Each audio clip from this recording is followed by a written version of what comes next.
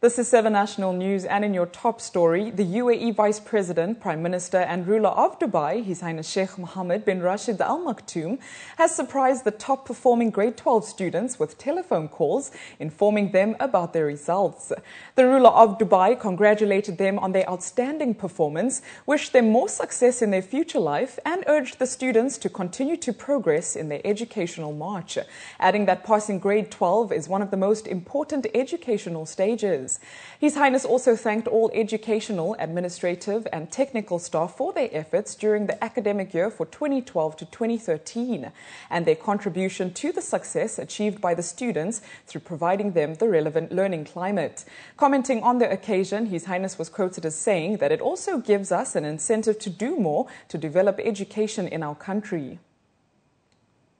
Residents in the UAE have a lot to smile about during the summer. According to a UN-commissioned report, the UAE is the happiest Arab country and the 17th happiest in the world.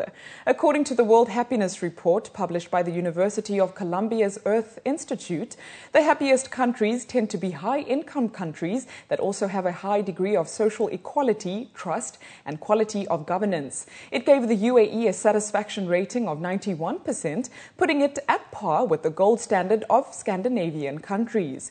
It also exceeds the All Europe Index at 75%, which includes leading European nations such as Germany, Belgium, Britain and France. The 4 happiest countries are Denmark, Norway, Finland and the Netherlands. Meanwhile, countries in the sub-Saharan Africa are the 4 least happy.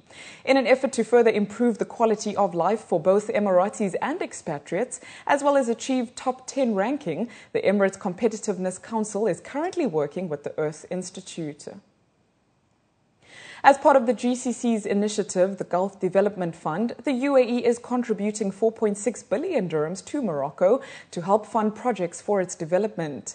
The financial support is the Emirates' contribution to the 18.3 billion dirhams budget allocated to Morocco over 5 years under the fund. A similar support will also come from countries such as Kuwait, Saudi Arabia and Qatar, with a goal of raising the standard of living and economic status of the people in Morocco. Mohammed Saif Al-Sawaidi, the Acting Director General of the Abu Dhabi Fund for Development, stated that the grant will support the Moroccan government efforts toward achieving widespread development. It is expected that priorities will be on projects related to sectors such as education, infrastructure, water, health and social services. 52 Friends of the Cancer Patients Charitable Society, together with their families, were treated to a day out today as they visited at the top at the world's tallest building, the Burj Khalifa, to get a panoramic view of Dubai. The Society has been responsible for supporting approximately 900 patients over the past 14 years. Secretary General of FOCP, Dr. Sousan Al-Madhi, stated that in addition to providing financial assistance to those diagnosed with the condition, there was a need to empower and uplift their members emotionally. As part of their ongoing efforts, they introduced the Patient Care Program, which hosts interactive and enjoyable outings every 2 months for the patients. Previous day trips included visiting traditional Arabic souks as well as picnics. However, today's iconic journey all the way to the 124th floor will definitely be one of the most memorable, according to the FOCP visitors. Al-Madhi stressed that an outing such as this creates public awareness and leads to a wider community reach.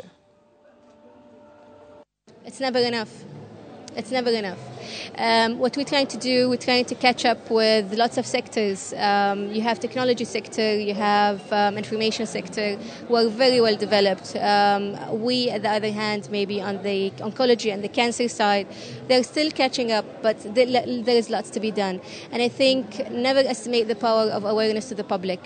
We try to mix it up. We try to make it more variable. So sometimes they'll go to the zoo, sometimes they'll go to a very high profile like this at the top. And of course, we have an ongoing, this big event usually happens every 6 weeks or 2 months. But every week we have an ongoing event for the children with cancer who are affected with cancer. It's called the Candy Card, and it just makes their day.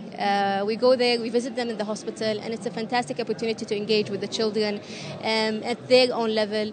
And again, as I said, this is a great exercise of a CSR that you're seeing right now, and it's a win-win for everyone. I mean, you will see how happy the patients are after they come down from the top. For Asma Ibrahim, a cancer survivor, she's been living in the UAE for 24 years now. However, today was her first time visiting the iconic observation deck.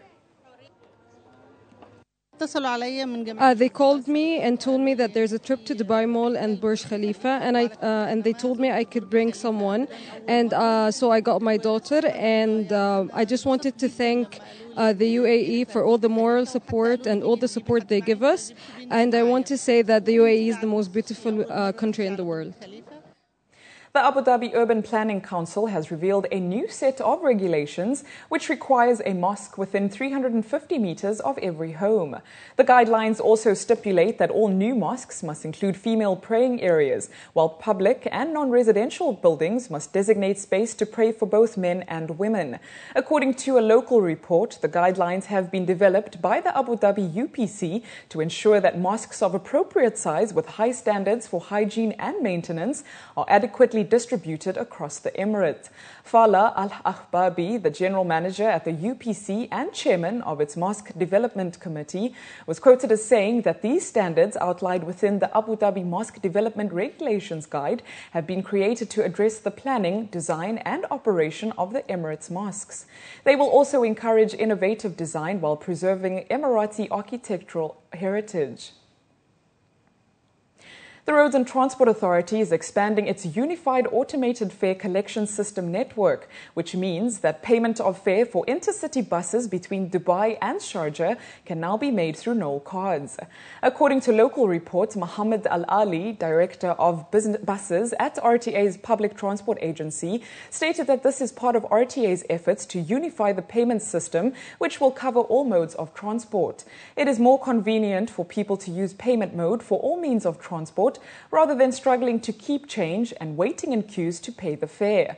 The Noel payment system currently covers the Dubai Metro network, Dubai city buses and water buses, as well as parking meters in Dubai.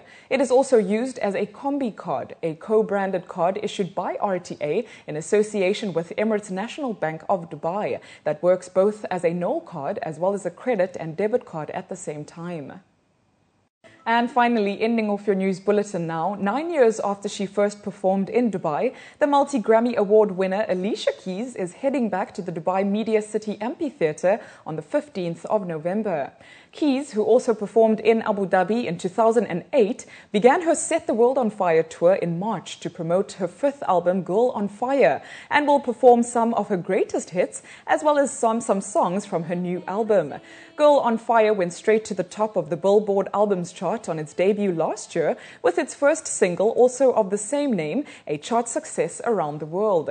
Tickets starting at 295 dirhams go on sale on Sunday. To register for pre-sale tickets, go to doneevents.com.